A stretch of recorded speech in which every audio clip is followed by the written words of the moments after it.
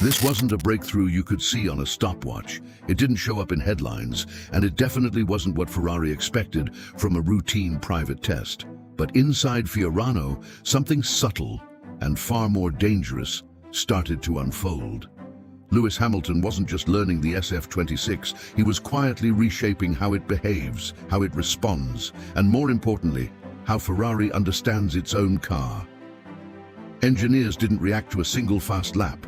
They reacted to patterns, precision in unstable conditions, repeatable inputs, feedback that didn't describe the car, but began to redefine it. And when that kind of influence appears this early, it forces a different question altogether.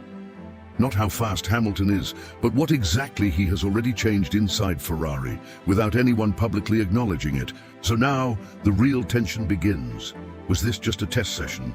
Or the exact moment an invisible move started rewriting the SF-26 from within?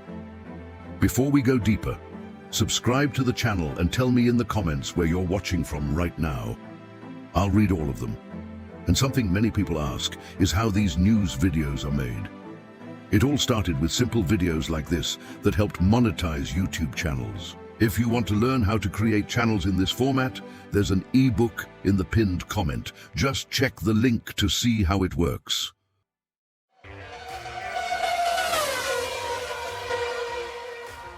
Ferrari didn't expect this to go this far. What was planned as a controlled private test quickly turned into something much harder to explain from the inside. Because from the very first runs, Lewis Hamilton wasn't behaving like a driver still figuring things out. He looked settled, not comfortable, settled. And that difference matters. Lap after lap, the pattern stayed clean. No instability, no hesitation, no visible adjustment phase, just control, quiet control. And inside a Formula One garage, that's where attention shifts. Not to speed, but to what that speed is built on. By the end of the first day, the volume alone was already significant. More than 140 laps completed in changing wet conditions. But it wasn't the number that stood out. It was what stayed the same across those laps. Braking points repeated with precision. Lines that didn't drift, even as grip changed. Throttle application that stayed balanced where most drivers would react. That's not typical adaptation. That's early alignment, and that's where the situation inside Ferrari started to feel different, because the SF-26 is not an easy car to read. Its performance window is narrow, especially in the wet, where every corner can behave differently from the last. Yet Hamilton wasn't chasing the car, he was reading it. And more importantly, he was reading it ahead of time, adjusting before the loss of grip, managing entry before instability appeared. That kind of anticipation usually comes much later in the process, not here. Then came the second day, and instead of slowing down, the intensity increased, the total workload climbed even higher. The runs became longer, the patterns became even more defined. And something else began to emerge. Progression, not sudden, not explosive, but consistent. Each lap building on the last, each input refining the next. And inside the garage, that kind of progression forces a shift in thinking, because now the question changes. It's no longer how fast is the driver. It becomes how quickly is the car being understood. And that's where Hamilton began to change the dynamic completely. Every time he returned to the garage, the feedback wasn't broad. It was specific, corner by corner, behavior by behavior, linking what the car did to what needed to change. And when those changes were applied, they made sense immediately.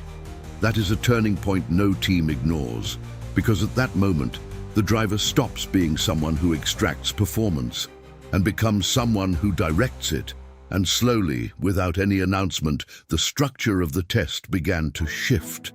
Ferrari was no longer just following a program. They were responding to what Hamilton was discovering in real time. Meanwhile, away from the track, Charles Leclerc was running parallel work on the simulator. And this is where another crucial layer appeared. The data from Fiorano didn't conflict with the simulation. It aligned, and not just adequately, better than expected. That kind of correlation changes everything internally because it removes uncertainty. It tells the team that what they are seeing is real, repeatable, reliable, and when that clarity arrives early, development accelerates. In previous seasons, Ferrari often needed several races to fully understand their car. Mistakes happened, setups missed the window, but now that margin is shrinking. Not because the car suddenly became simple, but because someone is decoding it faster.